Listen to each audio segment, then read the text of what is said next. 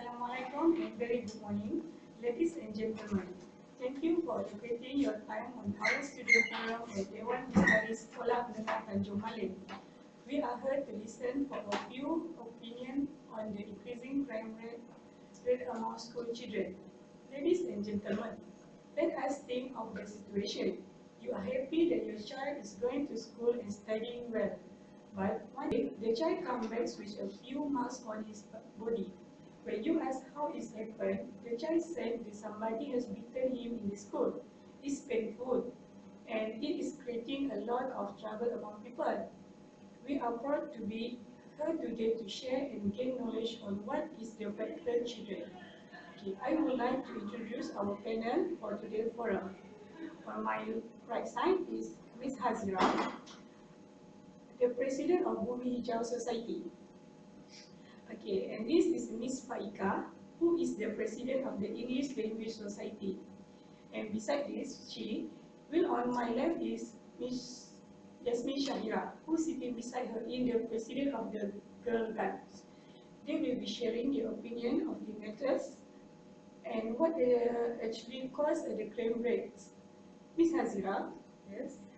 In your opinion, what is the main cause to increase the crime rates among school children? Thank you, Ms. Nora, for giving me opportunity to give my opinion. Okay, there are many reasons that might become the factor that increase the crime rate among school children. The main reason on the increasing crime rate among the school children is due to the lack of parental guidance to the children. This is my opinion. Parents become increasingly busy with their job and don't spend enough time with their children. They don't have time to talk to them, listen to them, know their problem, and simply don't know their children enough. As a result, children don't get enough attention. They need and deserve to return to antisocial behavior. In hope it will eventually allow the parents and remind them of their existence after being notified by the teachers. Even if the kids have to deal with negative consequences afterward, lack of proper parental guidance is a main contributory factor for disciplinary behavior among children. The communication gap between parents and their children may be due to many, what we call it, parents being young and prepared for parenting.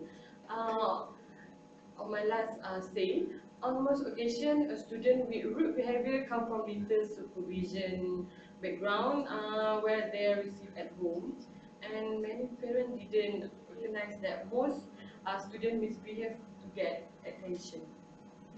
Okay, thank you, Ms. Hazira, which was a really great idea for factor the increase the crime rates among school children. So, how about factor the affect increased crime rates among the students? Ms. Faika. Okay, thank you, Ms. Nora.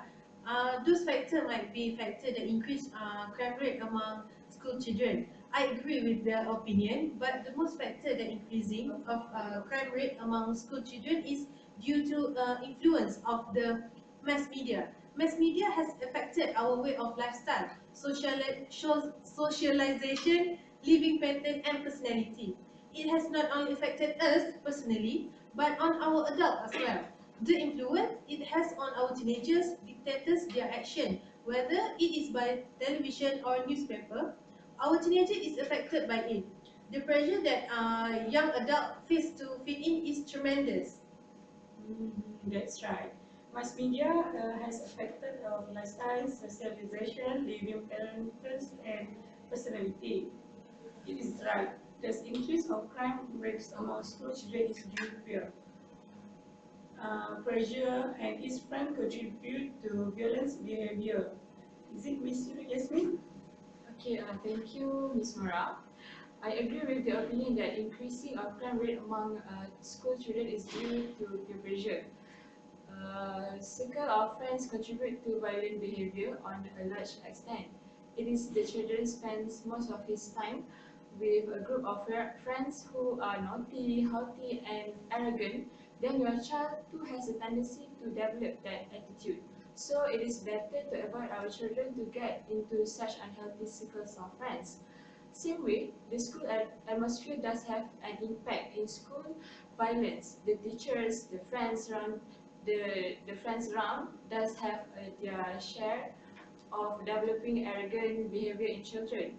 Children and teenagers feel social pressure to conform to the group of peers with whom they socialize. This peer pressure can influence how children dress, what kind of music they listen to, and what type of behavior they engage in, including risky behaviors such as using drugs, cigarettes, and alcohol as well. Peer pressure can begin in early childhood with children trying to get other kids to play the games they want to. It's generally increased through childhood and reach its intensity in the preteen and teen years. Peer pressure can be negative or positive. Starting in middle school, children begin to spend more time with their friends and less time with their parents and family. Okay, thank you, Ms. Yasmin. So, which was a really great idea and factor. Okay, Ms. Azira, what do you think the parents' lifestyle should to get to know what's the problem their children face? Okay, thank you for giving me the again the opportunity. Okay, I think parents should communicate more with their children because this approach can be an effective measure to solve the problem. I think parents have to understand their children before addressing their problem. I believe that many parents seldom interact with their children on matter of relationship. And then uh, Parents didn't recognize that the most important factor. Parents didn't recognize the changes from childhood and try to find out the issue that might be affecting them. After that, parents cannot enlighten their children when they do not have the knowledge. Then fail to connect with their children, and that is the reason they cannot solve the children problem.